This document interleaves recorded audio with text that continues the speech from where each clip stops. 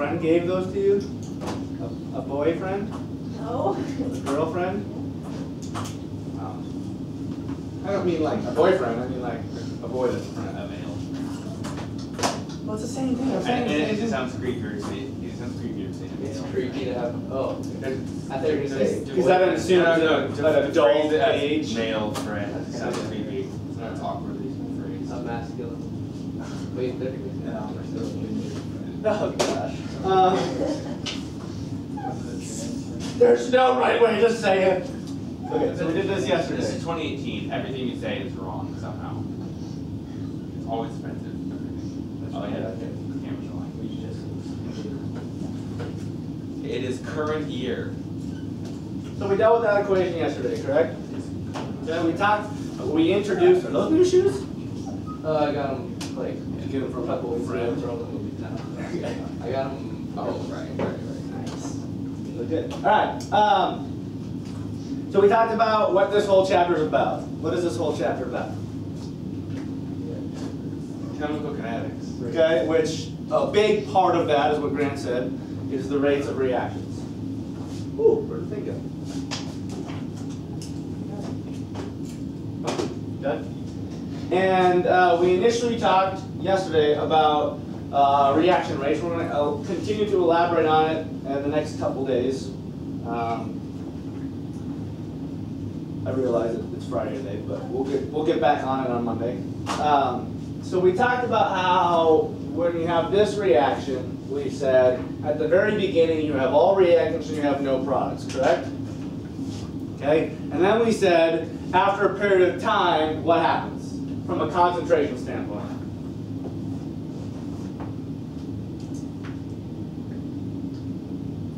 I asked this exact question yesterday. Equilibrium. Eventually, but what happens to the concentrations? It goes. Which goes down? Of all of them? Whatever one is higher goes down. And the one that's lower. Okay, but I said we're starting with all of this and none of this. Oh, then the products go down. Yeah. You can go down from I'm 0? sorry, products reactions. So the reactant concentration goes down. Guys, I'm a little worried here. Give me more credit than I'm doing. Okay, the reactant concentration starts to go down, the product concentration starts to go up, and we talked about how the coefficients play an impact on that. Okay? Then, and then we talked a little bit, I know I talked about what we reviewed last year about how concentration affects rate. And we said that as the concentration goes down, you have less things that can collide, okay, with the right force and the proper orientation. And so what happens is the rate of the forward reaction starts to what? Slow down. Right? Yep. For a decomposition reaction like that one, is it really hitting each other then? What's hitting to break it down for the NO2? I don't know. Other NO2? Maybe. Okay. I don't know. Okay. Usually a decomposition reaction requires heat, and so it might just be energy that's breaking the bonds. Okay. I don't know for sure. Okay? So we said that the rate as concentration, I'll represent that with your brackets, as concentration goes down, rate what? Goes down. Okay, now we're talking about the forward reaction here, correct? Okay, so as the concentrations of the products go up, the rate of the products, or the reverse reaction, goes up. Does that make sense? We talked about this yesterday. Okay, so initially the dominant reaction is going to be the forward reaction, correct? After a period of time, enough products accumulate that the reverse reaction becomes important. Okay? Now, the rate, if I were to do rate equals K concentration of NO2, the rate is not just dependent upon the reactant. The rate also becomes dependent on the what? The products. Because I have products, and it's going to have an effect. If you have the overall net is not completely forward. Okay? Well, I mean, the net's still going to be forward, but the reverse is going to start chopping away at that. Okay? This is going to complicate our ability to figure out rates. Okay? So in order to avoid this, we are going to study the reaction rates at a point in time or under the conditions where the reverse reaction is considered to be negligible. When could you say the reverse reaction is considered to be negligible? Very beginning. The very beginning. Why? Because it's not actually unconcentrated, it's a dilute. Yeah, I mean, at the very beginning, you can almost assume that you have none. Okay? Most of the time. Okay? So we're going to do rate laws, and we're going to study rates when we have no products and all reactants so that we can only focus on what particular rate, or what particular reaction. Just the core reaction. Okay? So a few things, and some of these you will remember, I'm hoping. Right, a rate law is an expression that shows how the rate of a reaction depends on concentration. And we're actually going to do two different types of rate laws. This is what's called the differential rate law. And we'll get to the other one as we continue today. Okay? Your rate constant, or your K, is a proportionality constant, which you can only determine through experimentation. So most of the time you're going to have to be given that rate constant, or you know enough information to solve for K. Does that make sense? All right? Now, order. I don't know if you guys remember reaction order. We talked about last year, there's zero order, there's first order, there's second order, there's third order, and it represented itself as an exponent here. Is it starting to maybe come back just a little bit? It will once we start doing some of the problems, because you'll remember it. I dislike this chapter. What? I dislike this chapter. Okay, because if you remember, we made a generic equation and we said rate is dependent upon the concentration in X. So what we did is we looked at some experimental data and we basically compared how the rate changed when the concentration changed. And from that we deduced what the order was. Okay, which is what we're going to review and do again today. Right? There's a few rules that we must follow here. They're pretty simple, not things you're probably going to need to worry too much about, and probably just makes common sense. Okay, the concentration of the product do not appear on the rate law, and why did we say that?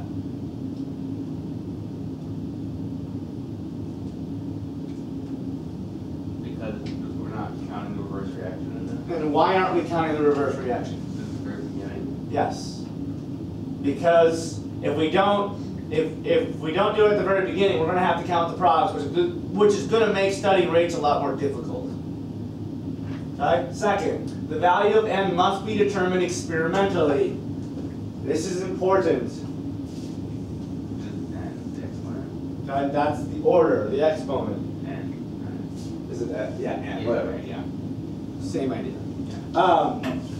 And cannot be written from the balanced chemical equation. You might be thinking,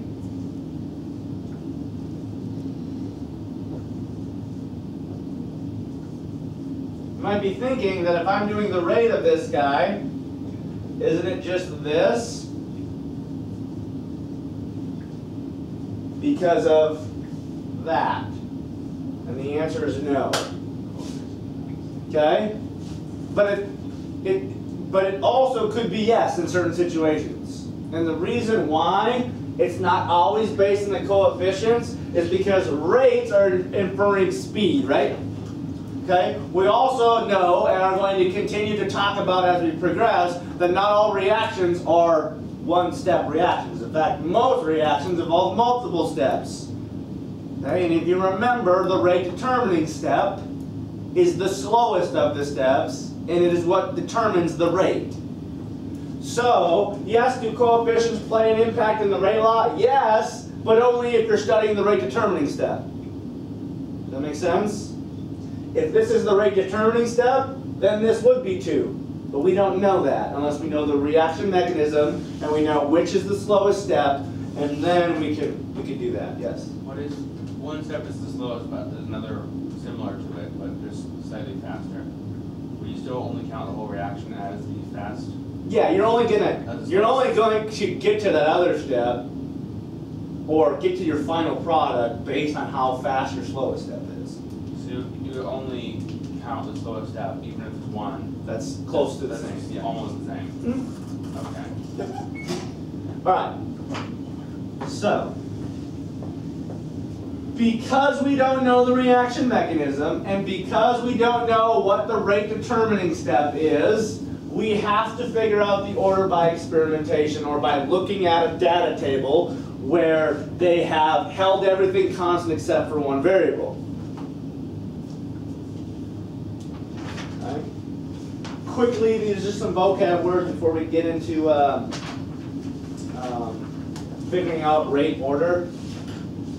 We're gonna have two different ones, and actually we're gonna spend most of our time with the integrated rate laws because those are the ones we're gonna spend our time doing Excel with. But differential rate laws have their purpose as well. Differential rate laws depend on concentration. So that's what I was showing you here. That would be a form of a differential rate law, where the rate can be figured out based on the concentration. Well, there's some uses for that, but it's not going to be as useful as knowing the integrated rate law, which shows us how concentration is changed as a function of time. Okay, so your integrated rate law will always have a time component to it, which makes it more useful. Okay? So we will spend most of our time after today looking at integrated rate laws, but we are still going to spend all of today looking at differential. As we progress, we'll be able to know the difference, and you guys will do just fine on that. Questions so far? All right.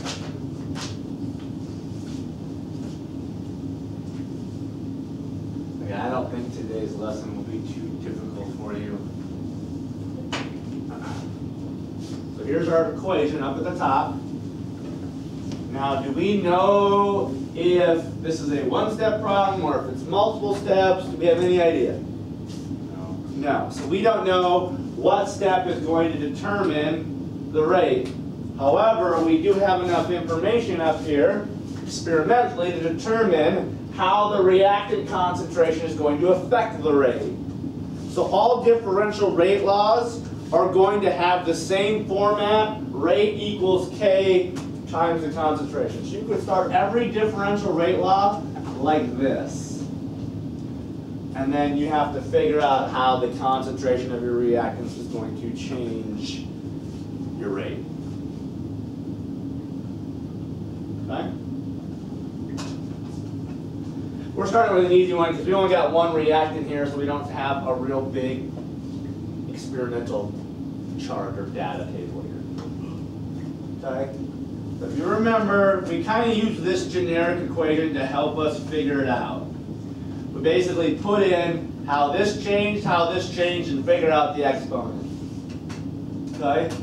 So if we look at this, I'm just going to go here to here instead of the other way around. Okay? When the concentration gets doubled, so I'm going to put a ×2 in the concentration section, what happens to the rate? It gets doubled. You see what I just did there? First power. Everybody see this? So, the x, which is our order, is what order? First order. So, we know that the concentration of N2O5 is first order, which means whatever I do to the concentration, the same thing is going to be done to the rate. And there's zero order, there's first order, there's second order, there's third order, there's quite a bit. I don't know. For their benefit. You might get it, you might not. It's a Star Wars joke. Oh, yeah. Yeah. Wait, so That was really not, I mean, So the if you get it, that's good too. I was That was really for his benefit. It's 2 and 205. Where did I get these two? Is that what you're asking? I'm comparing this experiment to this experiment, and the concentration gets doubled. So I represent doubled with a 2. If it got tripled, it would be 3. If it went up by a factor of 4, I would put in 4. Does that make Yeah, sense? so why is it 2 equals 2? Because Okay, because then I looked at the rate, and I looked at what happened to the rate. Oh, okay. The rate doubled as well, so I put a 2 in here. Yep. So like if this doubled and I looked at the rate and it went up by a factor of 4, I would put a 4 here, and our exponent or our order would be 2 then in that context. And if it's in the same exponent, it would be 0. Yes. What would that tell you? If I doubled the concentration and the rate didn't change, what would that tell you? Are they equilibrium? I don't know. It's not reacting. You know, it just means that the concentration of that reactant has no impact on the rate. And it's probably because that particular reactant isn't involved in the rate determining step. It's not even in the rate determining equation.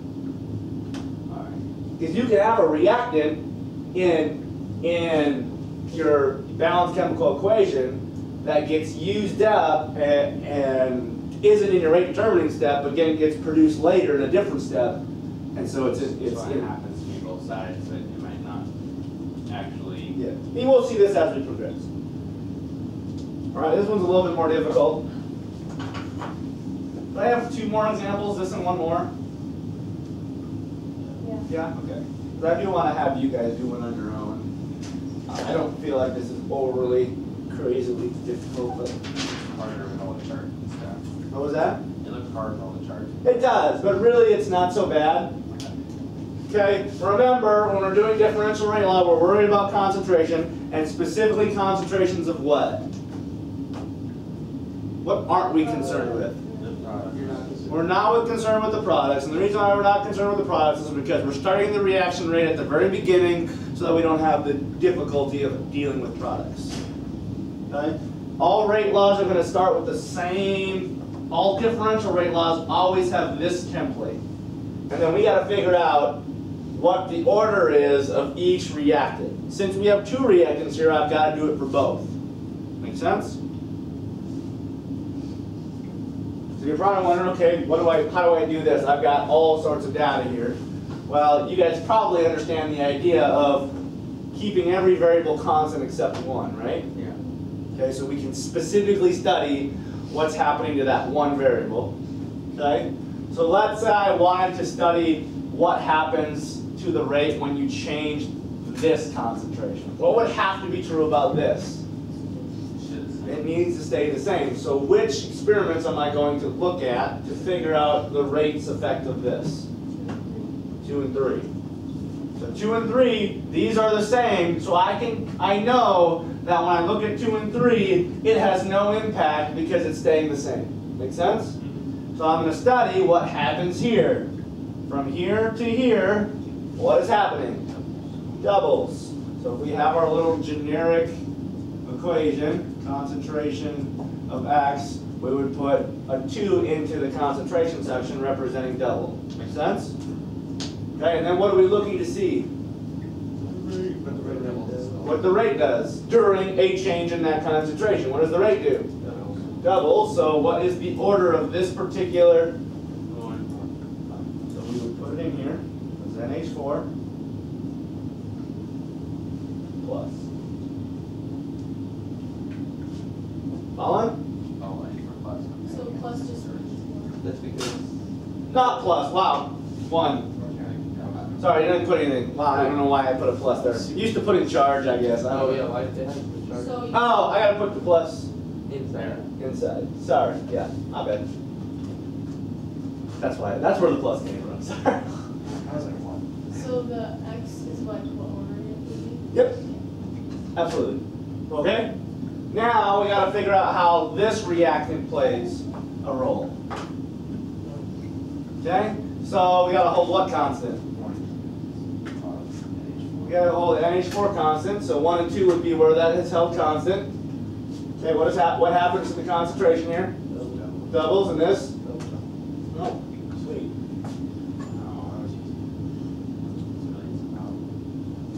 So they're both first order, and it ends up equaling the coefficients which might mean this could either be a one-step problem and there isn't multiple steps, or the rate determining step is the, I'm assuming this is just a one-step problem, which is exactly the same. Okay, I want to do one last thing here on this problem. I know it doesn't specifically ask for it, but we can solve for k. How would I solve for You k? know the concentration. Yeah, I know the concentrations and I know, what else? The rate. So once I have the correct rate law, I could take any one of these numbers, plug them in and find k. So let's just quickly do that. So k is going to be the rate. Let's just stick with 1, the rate of 1.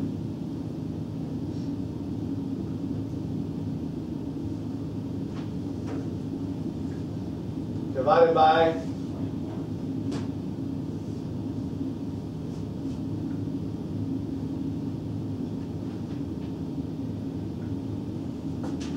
you guys find that for me?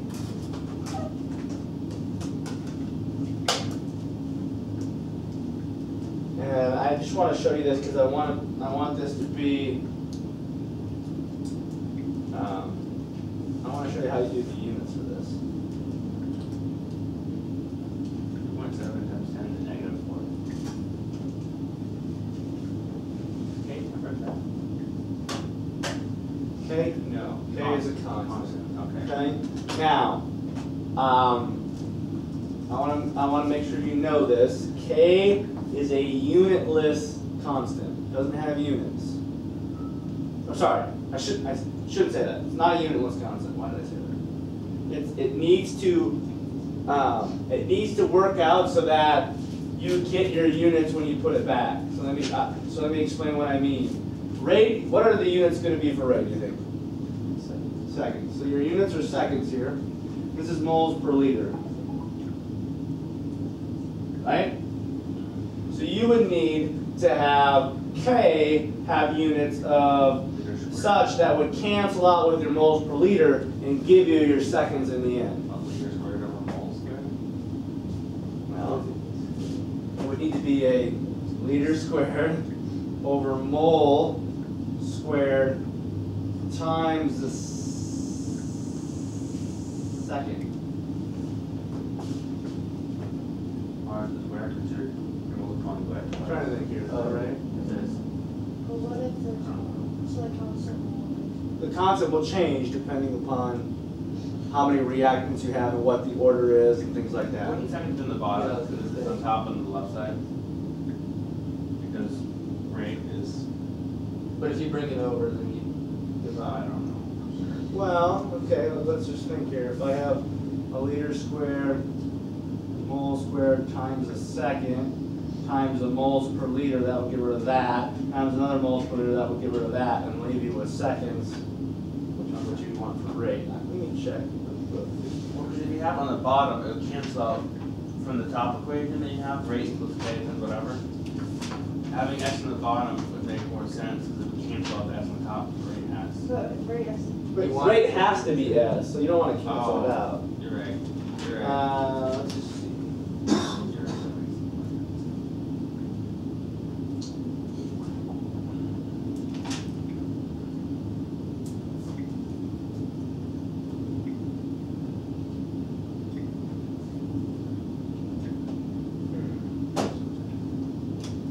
They just have liters per mole per second. Okay. Well, let's find out what rate the rates units has to be.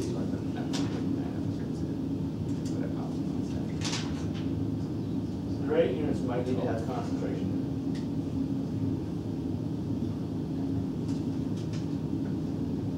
Oh, yep. This is what the rates unit should be. Moles per liter times a second. So basically the rate is how the concentration changes over time. So that's going to change this. That is going to make this seconds on bottom, and I don't need to square it.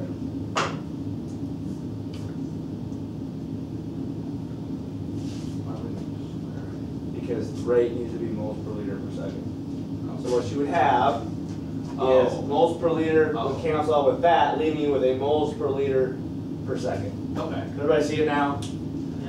these are a little bit confusing. And this is going to change depending upon what you have. Okay, that's where it can get goofy. Just always think this is what the rates unit should be. So what would K have to be to get that? Okay.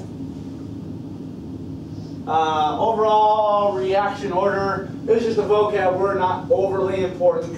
Could I ask you some random question about it on a test? Sure. Just make sure that you know. It's just the sum of the orders. So in that previous problem, what would be the overall reaction order? 2. You just add the orders in that particular rate. So if it's like 1 and 2, it'd be 3. If it's 2 and 2, it'd be 4. If it's 0 and 1, it'd be 1. Did you say 2? All right. Woo! Looks like we got 3 here. Why don't you guys try to do this one on your own?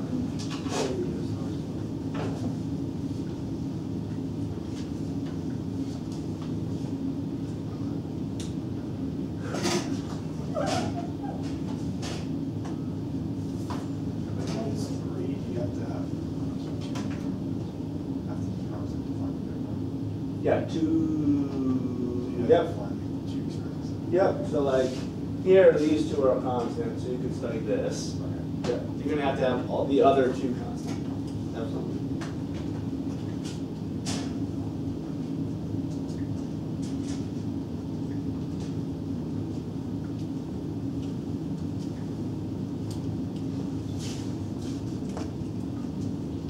I feel like this is your leftover duct tape. From last year. Yeah. I used so much of it. Sorry for taking all your duct tape. No, I mean, Oh yeah, you used so much on that like little like domino thing. no, oh yeah. Did you like have like all those dominoes duct That taped was in a our spiral? worst. That was our like worst Maybe- part. What? Can the x be negative? No, but it can be 0. So, No, it can't. No, it can't. I don't I don't think think it it's. is. Which one are you talking about?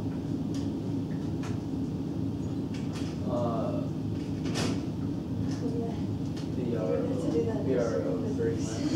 Because the rate Let's get up here. goes up. 10 to the 4th and the 3rd. Because like, 10 to the 4th is Just like smaller than what 10 to my the 3rd. like it was like the first thing. Oh, Like, because it got stuck up in the. Oh, so it's Like we're the only ones. Well, that missed the wait, 10 to the first. negative Like everyone else got smaller than 10 over to the something. negative So 3rd. bad. Yes, and that's why going Since, from 1 like, to I 2, dropped it, you're like, stopped, like, increasing 2 the seconds rate. later, I was like, oh, dang. Right, that sense? Right? Point 1 to point 2, you're It's done. like from here to here, it's getting, the rate's going up. So that's, you're in the negative exponential. Yeah, you're the 8.0. This is a smaller number of times. That makes sense? You got an answer already? Yeah. I want you to then find the K. 10 to the 4th and the 3rd. What's so hard about that? You want the smaller number than this one. You have 0.5? Oh. Once you found the rate, I've come and checked. I've checked it. I want you to find K with the correct units. Overall reaction order is I know she units. I need to change the that. value of the constant. Wait, how do you do it if it has 0?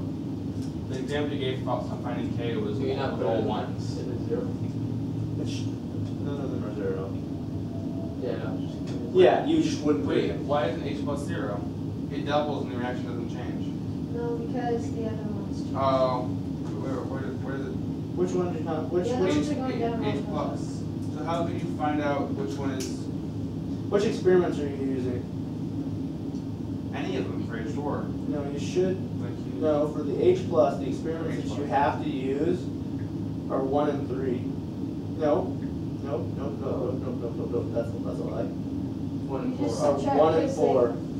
Yep. Because it Okay. doesn't change, so. You have to make sure that BRO3 and BR are constant, but yet H plus changes. And so the only experiments where the other reactants stay constant and H plus changes are 1 and 4. what's that one? Is H plus second order then? Yeah. Okay, this times 4. Yep.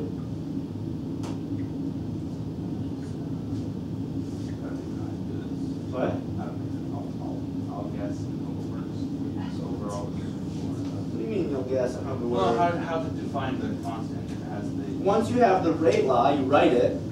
Once you know the orders, you can write the rate law. Does that make sense? Okay? And then you can just plug in the numbers, like you have concentrations. Once you have your rate law, plug in the concentrations and plug in your rate and solve for K.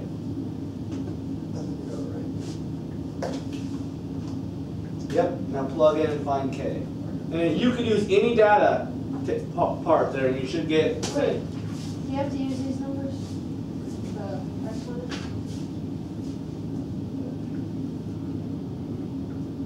This was your rate law? I swore I looked at that and it was right. Did you change it? No. Okay, yeah, those aren't right. Okay, so like when you do the rate Yeah, when you plug in the rates, you would use the exponents. But I'm saying those two exponents are not right. That one and that one. Okay.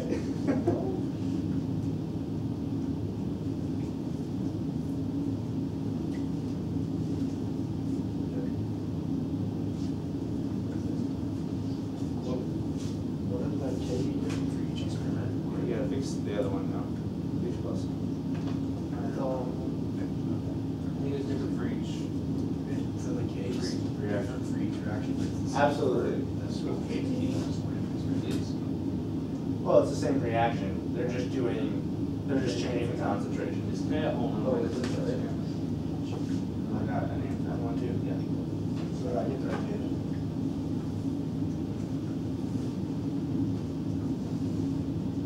Should be 20. I do have 20. Shouldn't be. I have 8. So I have 8.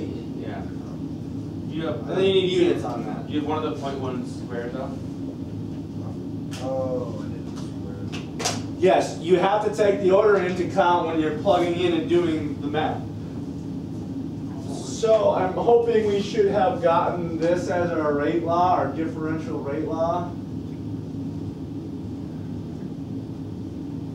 What was the seconds over multiplier? That's a rate one. I'm not sure. Thank you, bro.